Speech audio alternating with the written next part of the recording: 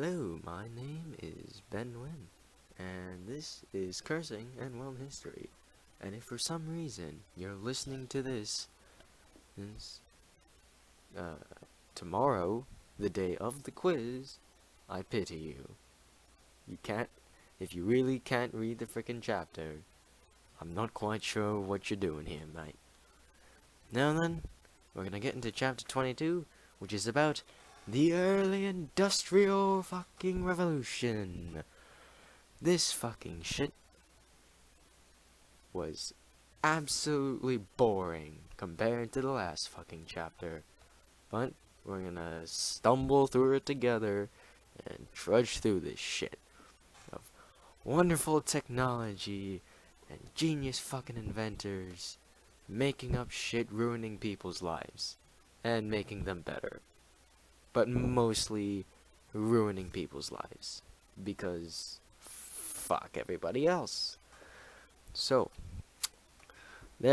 first off, we gotta look at the causes of the Industrial Revolution. And also, why it started in fucking England, of all places. So, first off, population growth. People were fucking a lot.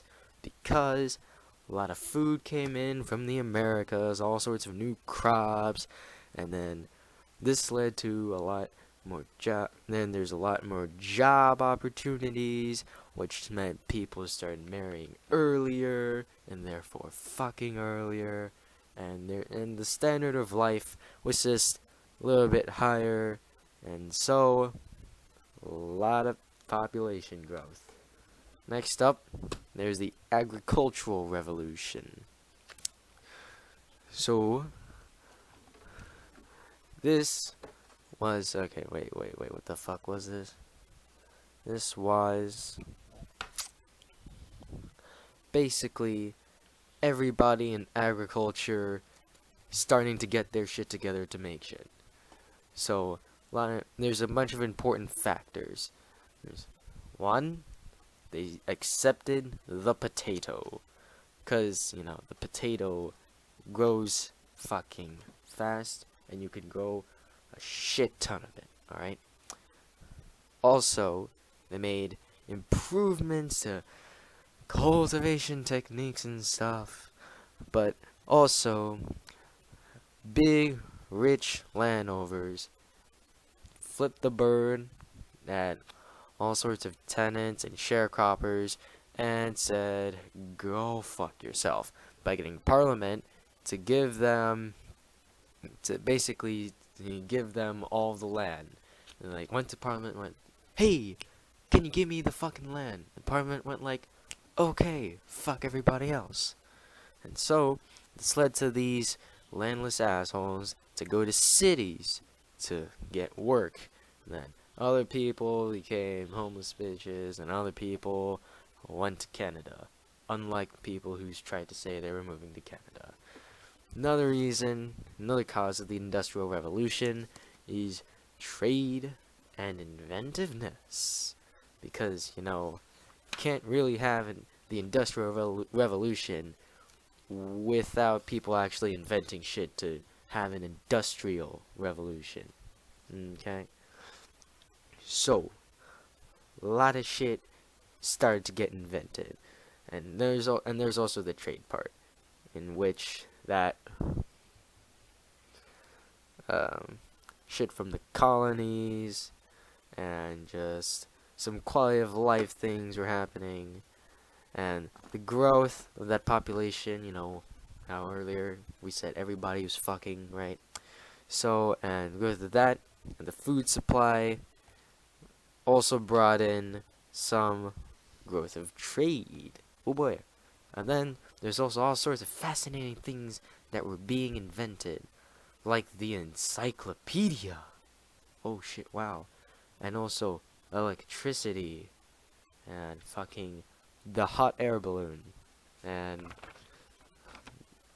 the fucking telegraph, and also machine tools, fucking interchangeable parts, and all sorts of cool fucking shit. Okay, so we can also take a fucking look at why England is better than everybody else. Cause fuck everybody else. Okay? It started in England because the society and leaders and all the industries, all the heads of the industries looked at each other and went like, you know fucking what? I think we should change things and start this industrial shit and like bring in these new machines. And then Britain was also helped by the fact that wealth was a lot more important than like ancestry and nobility. They also had good water transportation because it's a fucking island with a bunch of rivers. And then they also traded a lot with a shit ton of people because it's a fucking island and it can't really do anything else. And all the countries of the mainland Europe had high transportation costs because they don't have a shit ton of fucking rivers, government regulations up the ass, and social structures which were like, no, bitch. And so, basically, after, all the fucking political revolutions that we kind of just talked about, if you paid attention, it sweeps away all these old shitty-ass regulations, and then Western Europe kind of looked at England and went like, fuck, they got the head start, shit, let's get going. And so, they took fucking action, because at this point, like, some people from Western Europe visited Britain and were like, fuck, dude, we gotta change some shit. And so, they created technical schools. They destroyed tariff barriers and other trade barriers, and made joint stock companies and banks and shit. And they fucking and the political and all the people in the fucking government went like, you know what? I think we're gonna like industrialization now. That sounds like a cool fucking idea. Okay. And so now, at about 50 years after Britain started industrializing shit, Western Europe started industrializing shit. And now we move on to the technological revolution of the fucking century. Alright, so when I talk about the technological fucking revolution, I'm talking about 5 things. Number 1, mass production through division of labor. Number 2, new machines and a whole lot of cool shit. Number 3, a shit ton of fucking iron. Number 4, the steam engine like Thomas the fucking Train Engine. And number 5, the electric telegraph. Because communication is key, motherfuckers. So China got the first 3 during the Song Dynasty, like fucking 800 years ago. But they didn't get the steam engine or electricity. That's why they fucking failed. So first up, we're going to talk about mass production of pottery. And so, let's see. So more people wanted to drink tea and coffee, and they didn't want to drink it from fucking metal cups that made it taste like shit. And so, inventive entrepreneurs went like, so how do we make more fucking porcelain so that these rich assholes can drink their fucking tea and perpetrate an English stereotype for hundreds of years to come? And so this one asshole named Josiah fucking Wedgwood, minus the fucking, he started his own pottery business, and then he thought about it for a moment and went like, okay, I'm gonna invent some shit, and I'm gonna introduce this thing, and that shit was called the division of labor, which is, quote, you should write this down, like totally, if you're actually taking notes on this fucking shit, a manufacturing technique that breaks down a craft into many simple and repetitive tasks that can be performed by unskilled workers. Basically, instead of saying, alright, I'm gonna play StarCraft, I'm gonna do everything. I gotta make the fucking army, tell the workers to get more fucking minerals, and then do everything. No, instead, he delegated each job to a different asshole and told him, you get minerals, you get gas, you build that shit, and you go shoot shit. He's, but not like for StarCraft. For pottery, he said, you unload the clay, you mix it up, you press the pieces. Yeah, I'm too fucking lazy for that shit now. You get the point. And so his interest was from being a member of the Lunar Society, a group of random smart assholes who met when it was full moon to discuss the practical application of fucking knowledge. And so not long after he introduced this division of labor, a naturalist guy named Erasmus Darwin, not sure if he's related to Mr. Charles Darwin, he said, you know what? You should buy a fucking steam engine from Bolton and Watt. Those two assholes over there who started a firm. And then, so he bought it, and then got it to mix clay and grind flint. And it was installed into a factory. And then Wedgwood was able to lower the cost of his products while improving their quality. Which, if you'd ever heard of anything about economics, is a good fucking thing, right? And so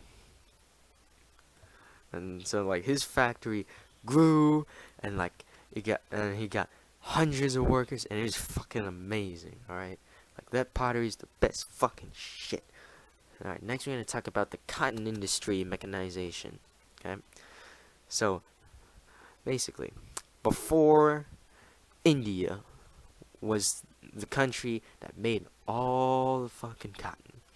Alright? So, wait, where the fuck am I? Okay. Basically, the cloth of cotton from the East was a lot fucking better from the wool of the Europeans. Because the Europeans, the wealthy Europeans at least, wealthy assholes, they got cotton, they got wool, they wore both. Cotton was less shit. So they said, I want more cotton. So there's definitely a fucking market, because it's all the wealthy assholes. So, the English wool industry went to Parliament and said, fuck you, man, I want to make wool, and cotton can go fuck itself. And so Parliament went, alright, fuck cotton from everywhere else, and they banned the imports. So, people back at home in England went like, alright, how the fuck do I make some fucking cotton? And so, in the 1760s, some assholes made some revolutionary inventions to make better fucking cotton. So the first was a jetty, okay? And it mechanically drew out the cotton fibers and twisted them to thread. And so it was shit thread that had to be used with linen. Then, 1769, not the sexual position, Richard Arkwright makes the water frame, which makes cotton that can be used without linen. And it was basically a lot fucking better than the jetty. And then in 1785, this guy also named Samuel Crompton made something called the mule, which is better than both of them, because fuck that shit. And so it made an even better cotton called muslin. Not muslin, Muslin. And so at this point, now, the British industry could make better fucking cotton than India at a fraction of the cost, because fuck India, apparently. And so there's two advantages from this shit, okay? Increased productivity for the manufacturer and lower prices for the consumer. Because the cotton mill that can make a shit ton of fucking cotton can do it, but can do it with very few people. Like, you could hire a fucking 5-year-old, and they did a lot, to manage this shit, and you'd still make a shit ton of fucking cash. You'd be raking in the fucking dough. Alright, you'd be making it fucking rain. Okay? Alright. And so, and then, then 1793, Eli Whitney, the American guy, made the cotton gin. And basically, cotton from Britain and the US is a fuck ton better than India, and India's cotton industry kind of got fucked over.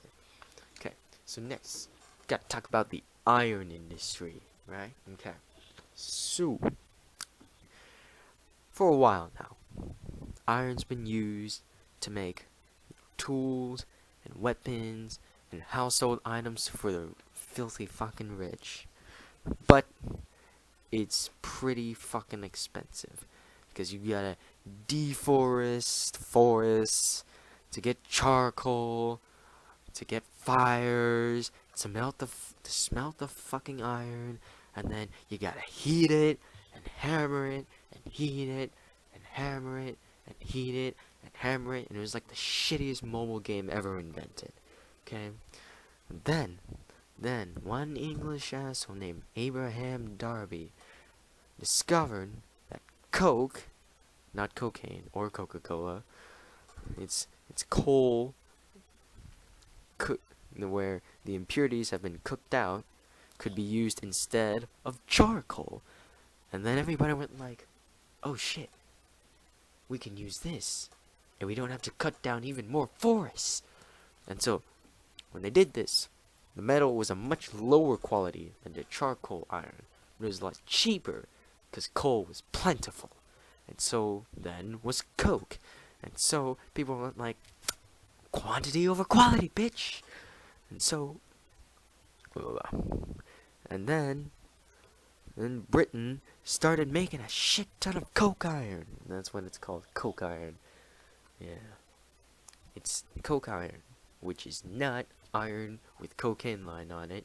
It is iron smelted with coke, not cocaine or Coca-Cola, but coke, as in coal with the impurities removed.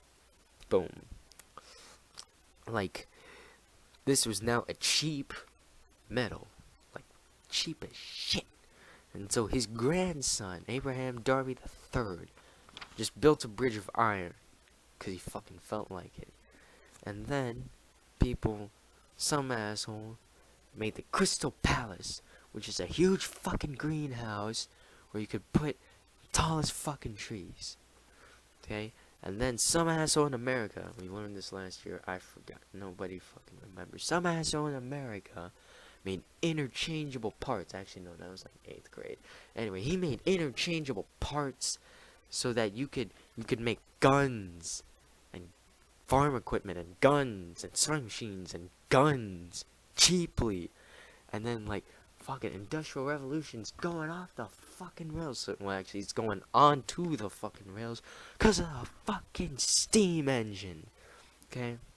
First steam engine made by a guy named Thomas Newcomen. And it was shit. It just kind of worked. It's like if you bought a fucking iPhone 3 and it barely fucking worked, and you still use that right now on the 10th of January 2017, you still use that shit. That's basically what the Newcomen engine was. It was shit, but it kind of worked. Okay? Then another guy named James Watt was asked by some random ass university in Scotland to repair their Newcomen engine. And then Watt went like, but what if I made it better? And so he did, with a bunch of shit that I'm not gonna bother with. Okay? And so since, it seemed like there's an unlimited amount of coal, so people went like, let's take these steam engines and this unlimited amount of coal apparently and do shit. Holy fuck. Ah, cool. Like, this shit's gonna be amazing.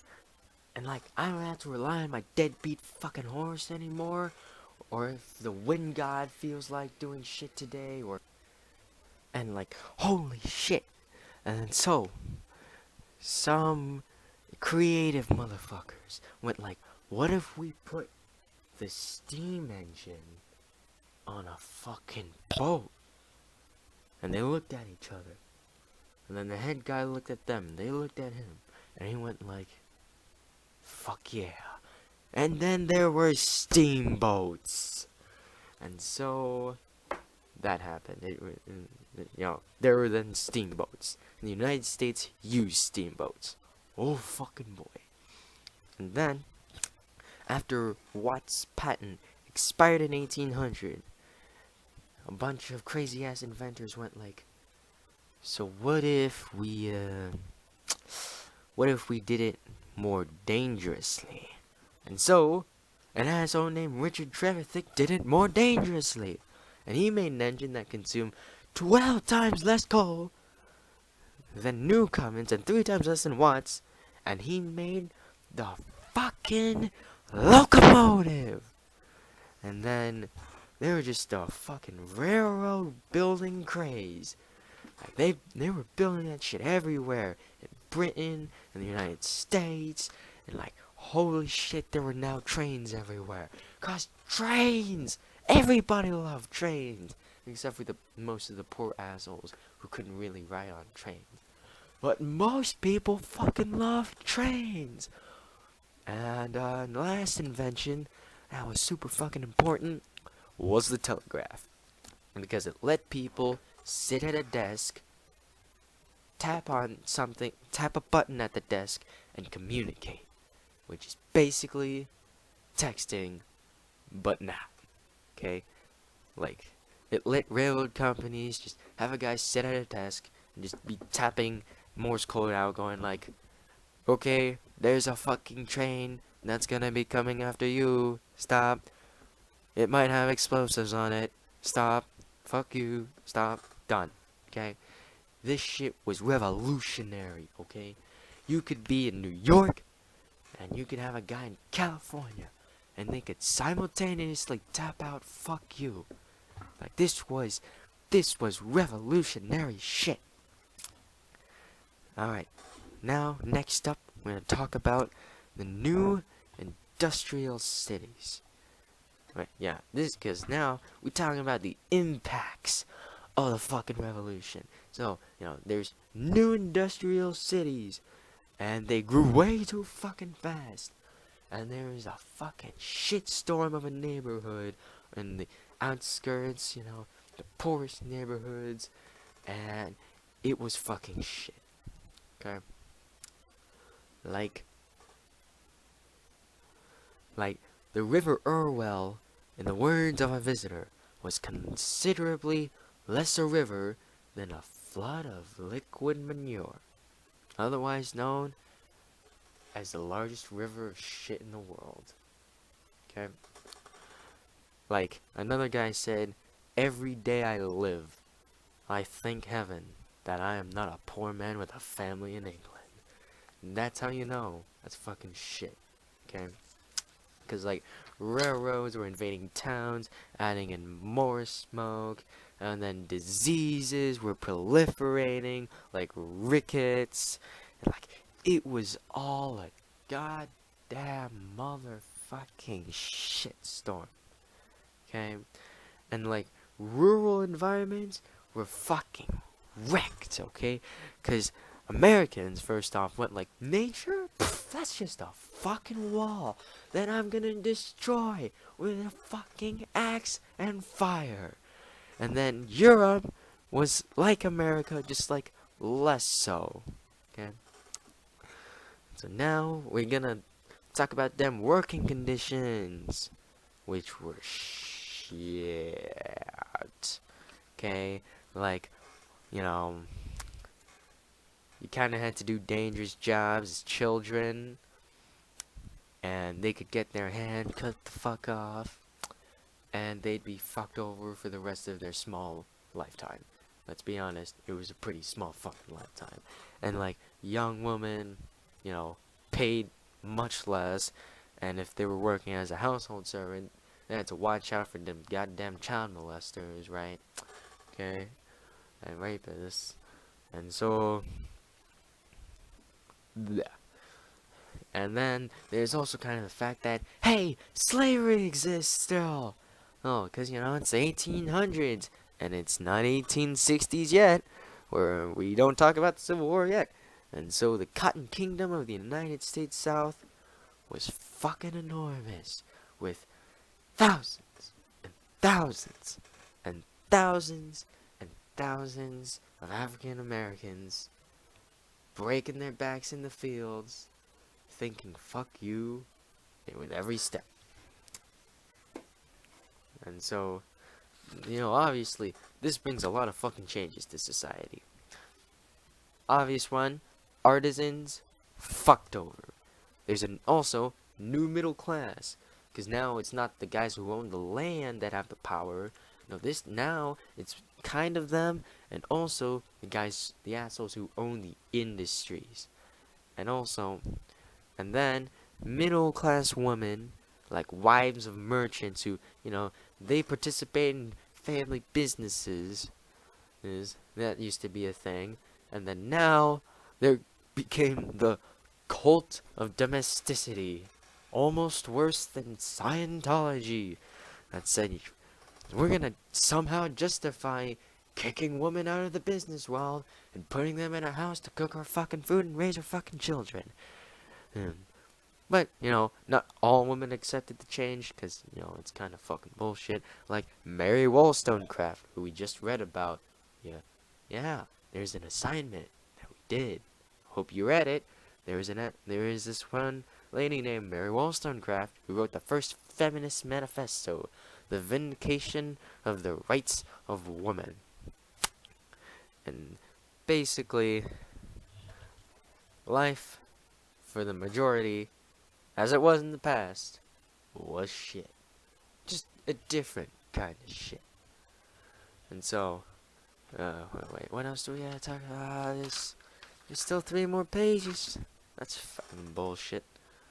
Okay, almost done. So, there's new economic and political belief systems. Oh shit! Like the laissez-faire, let them do, or otherwise known as capitalism's fuck you to government, perpetrated most famously by an asshole named Adam Smith, the whitest name in the world, a Scottish economist. He wrote the book called The Wealth of Nations, and he said, if we can get money like we want to, when we want to, how we want to, then it will be better overall for the rest of us.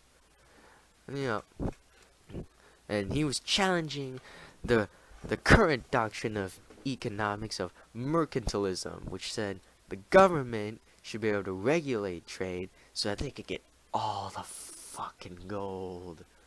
But then after Adam Smith's arguments, the governments went like, fuck it, and they got rid of a bunch of regulations and didn't really do anything for workers' poverty. It actually kind of made it worse, a little bit. So like, the business leaders in Britain went like, fuck yeah, bitch, justify my terrible, questionably moral activities, and fuck the government. But not everybody said that. Like a German guy named Friedrich List, who said, fuck no, that's fucking stupid. Britain's just trying to make all the rest of us fucking serfs in their fucking industries. And he said, we gotta protect our fucking industries. Fucking government's gotta make tariffs so we don't import that shit. And so they did. And the German states made something called the Sulfurline. That's not how that's pronounced. This book is stupid. It's Sulfurline, not sulfur. Right. Okay, now I'm confused. And then the French people were like, we're gonna make something called positivism, cause cause fuck being negative, right? And so he's based on the account of Saint Simon and his disciple Auguste Comte, and they said we can use the scientific method to solve all of our problems. And they said, you know what? All us poor assholes should make workers' communities and be protected by the benevolent business leaders.